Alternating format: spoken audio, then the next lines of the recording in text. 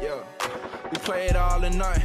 Yeah, need it all in advance. The opposition know we're ready for it. Like a supper we eating, it won't be the last. Grind all the muscle, pull up. Park it right on the grass. We coming in, take over everything, run it up. Nothing holding me back. 3 in the wood, rushing.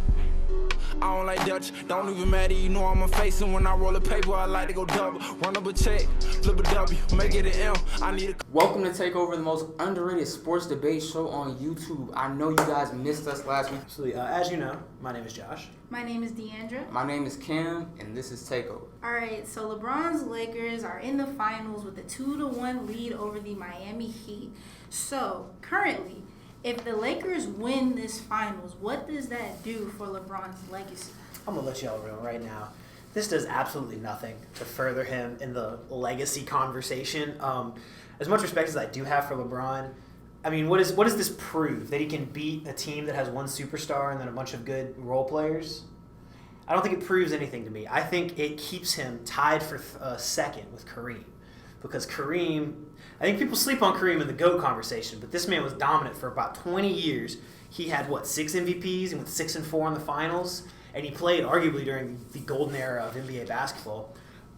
So I think when LeBron wins, because LeBron's winning, if anybody still thinks that the Miami Heat are winning, then they have problems. When he wins, all he's done is he's beaten an All-NBA third-teamer, 2 young guys that are still developing, and then a bunch of role players that tend to go hot and cold and have had a history of sort of flip-flopping back and forth. So I think it brings him closer to Kareem, but I don't think he is anywhere near to touching Jordan. Look, Josh, I come from a household filled with 90s basketball. Reggie Miller, Michael Jordan is all I hear in my house. But I'm tired of it. Today that ends, all right? Because with this 4th ring that LeBron's about to get, it is now 1A and 1B between him and Michael Jordan after this ring. And you need to put some respect on LeBron James' name. All I hear is why LeBron's not the GOAT, why he can't do this. But no one really takes in consideration what he has done. The spotlight has been on LeBron since he was 19 years old. MJ wasn't no number 1 draft pick.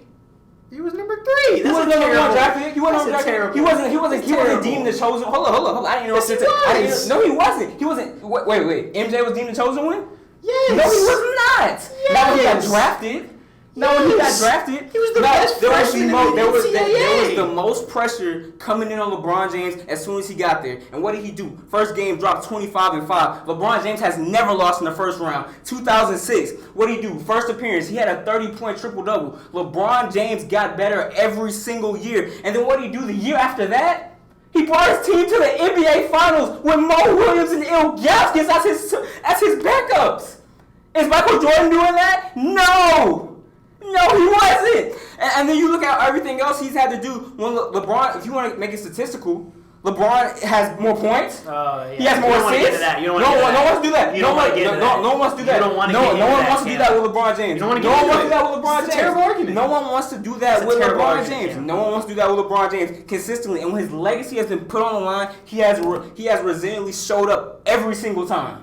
Every single time they try to take his throne from him, he's done it every single time. You talk about Game 6, I think they had come off losing to Dirk Nowitzki in the finals, and they said if he doesn't win this one, he's done. LeBron James shot 65%, 45 points, 15, and took Paul Pierce and them out of the way. Won the finals that year. And then you look at what he did. Golden State, down 3-1, 40-point, averaged a 40-point triple-double. Brought his team back.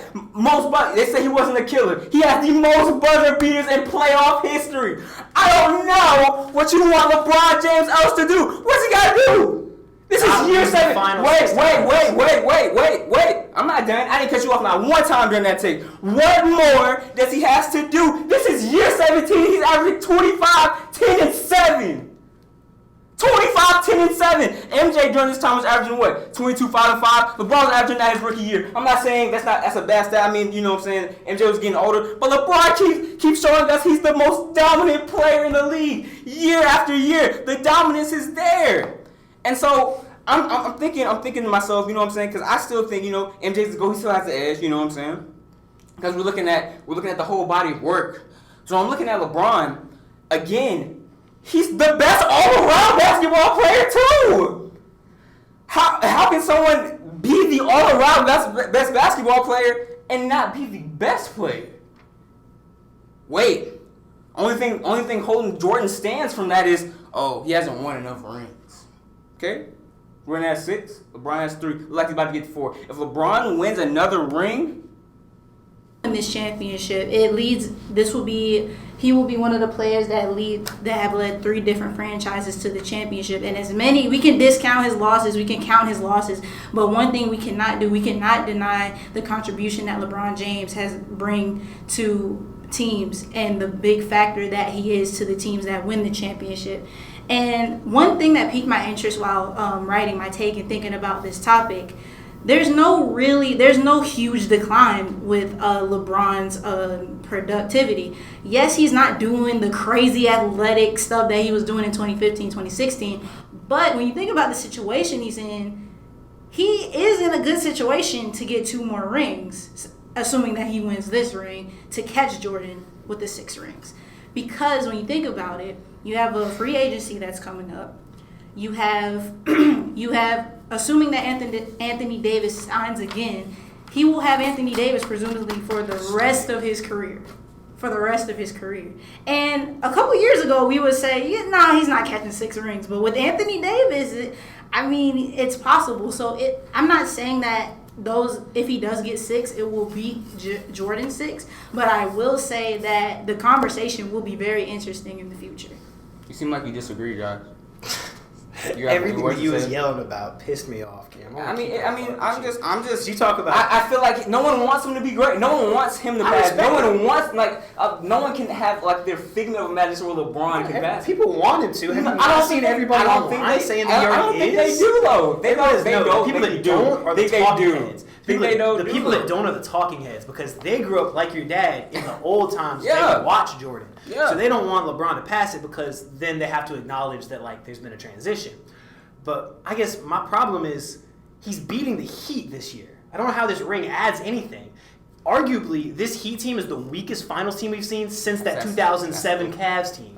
This is one team. I know, but I'm saying this ring, I don't think... You realize the Golden State Warriors had to jump him with Kevin Durant to beat him, right? I mean, they beat him the year before. Yeah, because Kyrie Irving and Kevin Love went down. His second best player was Matthew Dellavedova. Is Jordan winning that finals? Is Jordan winning that finals? You answer that? That's a terrible question. Is Jordan winning that finals? Here's my point. With Matthew Dellavedova? Here's my point. Jordan I'm not talking about 2016, Cam. I'm talking about right now. I'm talking about right now. Okay. I'm saying this ring. We're talking about this specific ring. I'm telling you. This 4th ring. And I know you want to add his whole career. This 4th ring doesn't do anything for me. Because he's beating the Miami Heat. If he had beaten the Boston Celtics or if he had beaten one of the other teams coming out of the East, the Miami Heat are a weak individual team right now. The Miami Heat beat the Boston Celtics, though. So you want to bring up Kyrie and Kevin Love coming out? Yeah. Miami doesn't have Dragic and Adebayo. Shouldn't that go into this conversation? That's what I thought. Sure. This ring doesn't do anything. If he wins another one after this, if he gets to 5, did Kawhi's ring not mean anything? Did Kawhi's ring not mean anything? If LeBron did Kawhi's ring mean anything? Answer the question, yes or no. Yes or no. You said injuries don't count for the rings, right? So did Kawhi's ring I'm mean using your point against you. I'm asking you about the question, Josh. The only reason LeBron lost in 2015, right? You said the only reason LeBron lost in 2015 was because he didn't have Kyrie and he didn't have Kevin Love. Yeah, you take your 2 best players away. So should this ring not count because they're taking away 2 of the best 3 players on the Heat team? No, it Your logic doesn't make sense right now, Cam. Your logic makes no sense. You're discounting injuries in one case and then not discounting them in another. What does that have to do with anything? It's a finals ring. You're holding a double ring. It doesn't matter. So you're going to discount the Warriors finals ring because of the injuries that happened to the team they beat. I'm talking about LeBron's legacy as a whole. The argument doesn't make sense. Look, I'm telling you, you're discounting what LeBron has done as a whole. No, I'm not. Yes, you are. I said yes, you are. So rings don't count anymore? That's why I got Kareem. So why are you trying to take away the rings? So if the ring doesn't matter, what's the point of your argument? The point of my argument is he still only got 4. That's why I said the next one. I think he's 1A and 1B right now. I said the next one. I don't think he can say 1A until he gets 5. No. Because if he gets 5, he may be better than him. That's cap. If he gets 5, he may be better than him. No. That's not cap. Why are we discounting the stats? Stop, bro. Josh, if I do everything better than you, literally almost everything. Yeah, you want to talk about wait. Let me numbers. We can you talk keep about cutting me off. If I do everything better than you, and you're only beating me in literally one statistic. Who's better between me and So you? first of all, my point about I Who's better want between me and to you? bring this up because this is another part that hurt me. You said that LeBron has more points, rebounds, and assists, right? Correct. Well, he's got like 5 extra seasons on Jordan, so he Correct. damn well better have more numbers. He came in as an 18-year-old. Jordan didn't come in until he was 21, and Jordan took 2 years off, or a year and like 3 quarters. And That's he's LeBron's fault? arguably athletic. It's not LeBron's fault, but I'm saying that Why does context it matter? matters. Because context does matter. See why that matters. I don't think you can use the numbers as a I don't see whole why that argument. matters. I I don't don't see think why you can that use the numbers as matters. a I don't whole see why that argument. matters. I think that LeBron I is don't well see on why his that way to matters. catching Jordan. If he gets but 5, he has to win. if he gets at 5, least 5 rings for me. if he Consider gets him 5, in if the he same gets cat- 5, stop cutting me off, goddammit. If he gets 5, he's caught the GOAT. He's picking him up. He's picking him up. Switching over to the NFL because because we got to keep this. He wanted a shorter episode, but he talked about how I drone on. Switching over to the NFL, Cam and I myself picked the New Orleans Saints to come out of the NFC this year. Right now, it's looking a little shaky. They're 2-2. Yeah. Are we buying the Saints as of late? All right, Josh. Let me talk to you man to man about these New Orleans Saints. Okay. Man to man. I picked them too. Man to man, real quick. Because I don't know if D'Angelo will understand this right here. All right. So New Orleans Saints and me right now are in a rift right now about trust issues. It's like you know when you get a girl's number right and you text her right. You text her right. You text her right. But then you gotta be like, I'm looking forward to that FaceTime because that FaceTime is when she's gonna act how she is for real. Okay, you get to see the real thing. Right now, with the Saints, I'm still texting them. I don't know if I trust them yet. We have an identity crisis. We don't know if we want to air the ball out or we want to feed Alvin Kamara. We're undisciplined.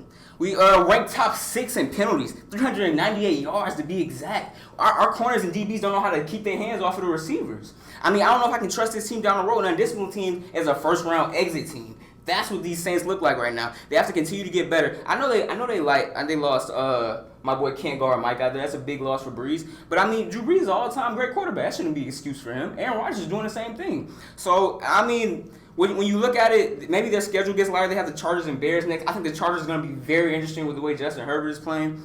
And you know, I'm not sure if I trust my Saints all the way. I feel like it's still a lot for them to prove. Obviously, Michael Thomas being injured is a huge minus for them. And when you have a security blanket, when you take it away, you have to make adjustments. So what Alvin is doing is great, but you can't just rely on him. You have to incorporate other elements and weapons that you have. But also, a lot of people are critiquing Drew Brees, but one thing people are not talking about is the defense. I mean, a quarterback really relies on the defense to give them good field position, and the fact that Drew Brees is missing a tight end and a wide receiver doesn't help at all. And Cam, you've said multiple times on the show that New Orleans is a different team from when they're home than from when they're away. And as you can see, there really is no home now. There's no fans. Yeah, and if there are fans, it's not nearly to the capacity of a filled stadium. So that's also something that people are not taking into consideration. And when I look back at the Lions game, y'all got the win. It shouldn't have been as close as it was. But I think you guys should take that momentum. And like as you guys kept throwing the ball deep. I think you guys take that momentum and use that to grow offensively. And I think you guys will be fine. Well, you guys kind of covered the numbers. The defense has been hit or miss. They rank up towards the top half of the NFL in yards given up per game, but they're 24th in points allowed per game. They're in the middle of pack in sacks and interceptions, so as of now, according to the numbers, they're mediocre at best. The offense, Drew Brees is putting up good numbers, but you said that the excuse of Michael Thomas isn't a... No. This is Aaron Rodgers. Aaron Rodgers is one of the most gifted quarterbacks we've ever seen. As much as I respect Drew Brees, at this point in his career, he needs support in order for him to adequately do his job.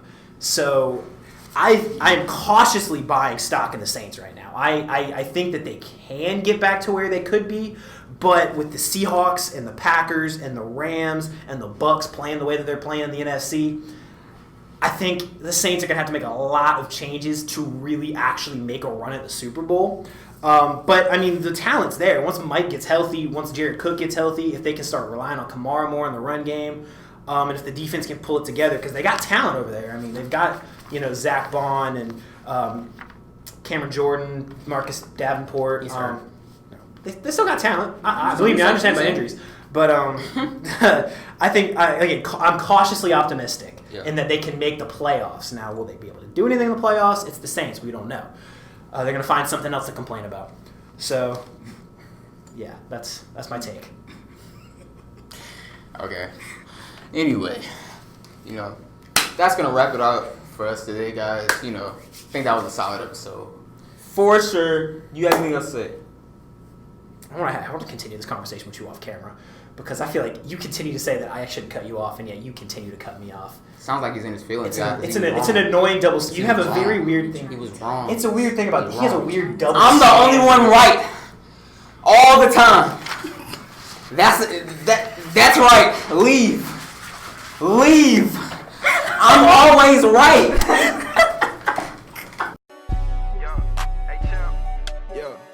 We play it all in night. Yeah, need it all in advance. The opposition know we're ready for it. Like a supper we eating, it won't be the last. Grind all the muscle, pull up.